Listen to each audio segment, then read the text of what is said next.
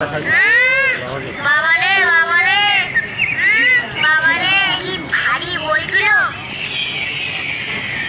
এই না ঠাকুর, আমার বইগুলো সব তুমি নিয়ে নাও, আর তোমার সব বিদ্যাপতি আমার দিয়ে দাও, যাতে আমার পরীক্ষার আগে পড়তেই না হয়।